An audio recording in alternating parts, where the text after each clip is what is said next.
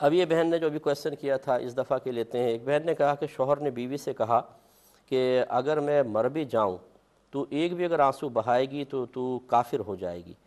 تو اب اس کا کیا حکم ہے ان کے کہنے کا؟ دیکھیں معاذ اللہ اس طرح کی جاہلانہ باتیں ہیں، یہ اس طرح ہرگز نہیں کہنا چاہیے۔ اور بات وہی ہے کہ ہمارے ہاں علم کو بالکل نہیں سیکھتے ہیں۔ ہم مسلمان گھرانے میں پیدا ہو جانے کے بعد سمجھتے ہیں کہ بس ہمیں سب کچھ آ گیا ہے، اور اس قسم کے جاہل زیادہ خطرناک ہوتے ہیں کہ انہیں کچھ سمجھانا چاہیں تو یہ لڑنا شروع کر دیتے ہیں، اور مطلب سامنے والے کو کہتے ہیں تم غلط ہو میں صحیح ہوں۔ یہ یاد رکھیں کہ اگر وہ اس کے اپنی بیوی کے کفر پر راضی ہے اس طریقے سے کہ اگر تو آنسو بہائے تو کافر ہو جائے، گویا کہ ایک طرح سے رضامندی ظاہر کر رہا ہے، تو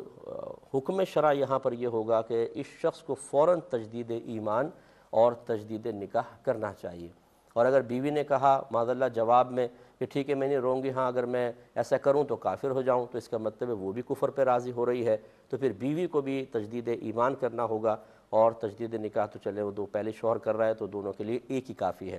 اور اس طرح کی تمنا کا اظہار کرنا یا روکنا یہ حرام ہے۔ آنسو سے روکنا یہ بالکل جہالت کی بات ہے، یہ ایک فطری تقاضا ہوتا ہے۔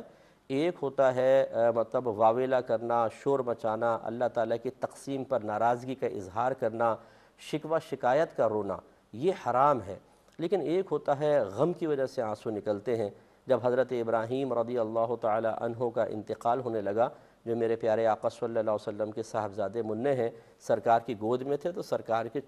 چشمان مبارکہ سے آنسو جاری ہو گئے۔ تو کسی صحابی نے دیکھ کر کہا یا رسول اللہ آپ بھی رو رہے ہیں؟ تو سرکار نے ارشاد فرمایا کہ یہ رحمت کا رونا ہے،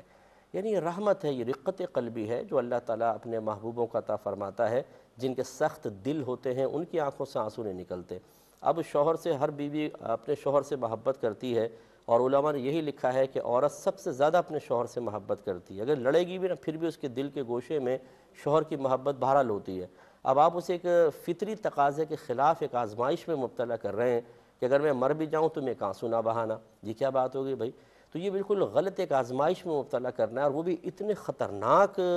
مطلب الفاظ کے ساتھ کہ اگر تو روئی تو کافر ہو جائے گی۔ اس پر توبہ کرنی چاہیے، اور خدا را اس قسم کی تباہ آزمائی کرنے سے پہلے آپ کسی اچھے عالم سے رابطہ رکھیں۔ اور میں تمام اپنے بھائی بہنوں کو آج کے اس پروگرام کی وساطت سے یہ گزارش کرتا ہوں، اپنے موبائل میں ایک کانٹیکٹ کم از کم ایسا رکھیے جو اچھے کسی مستند عالم دین کا ہو، اور ان سے آپ وقتاً فوقتاً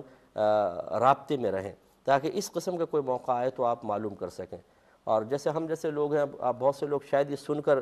کہہ رہے ہوں گے جی ہم تو آپ سے کوشش کرتے رہتے ہیں اور کانٹیکٹ ہی نہیں ہو پاتا، تو ہم لوگ مطلب انٹرنیشنل لیول پہ کام کر رہے ہیں، انتہائی مصروفیات ہوتی ہیں، تو پھر دو تین اس طرح کے رکھیں کہ ایک نہ ملے تو دوسرے سے آپ رابطہ کر سکیں، لیکن ضرور رکھیے۔ تو اس میں فائدہ یہ ہوگا کہ جب آپ اس قسم کا کچھ ارادہ کرنے لگیں تو پہلے آپ شرعی رہنمائی لے لیں پھر کریں، ورنہ بسا اوقات یاد رکھیں یہ تو بہن نے کویسچن کر لیا، ایسی میرے سامنے صورتحال آتی ہیں کہ آدمی کو پتہ بھی نہیں ہے، اس کے زبان سے کلمہ کفر نکل چکا ہے، وہ دائرہ اسلام سے بظاہر خارج ہو چکا ہے، اس کو پتہ ہی نہیں ہے بیچارے کو۔ یہ سب سے خطرناک چیز ہوتا ہے، یہ جہالت مرکبہ جو ہوتی ہے، کہ انسان ایک تو ہے کہ اپنی جہالت کا احساس ہو جائے، اور ایک یہ ہے کہ وہ اپنی جہالت کو علمیت سمجھے، ذہانت سمجھے، قابلیت سمجھے، تو یہ اس قسم کا جاہل مرکب جو ہے بیچارہ وہ اپنے ایمان کو بڑے خطرے میں ڈالتا ہے۔ تو ناراض نہ ہو، لیکن ضرور علم دین سیکھیں اور اہل علم سے رابطہ رکھیں، اور اس قسم کی حرکات نہیں ہونی چاہیے۔ ایک مختصر سا بریک لیں۔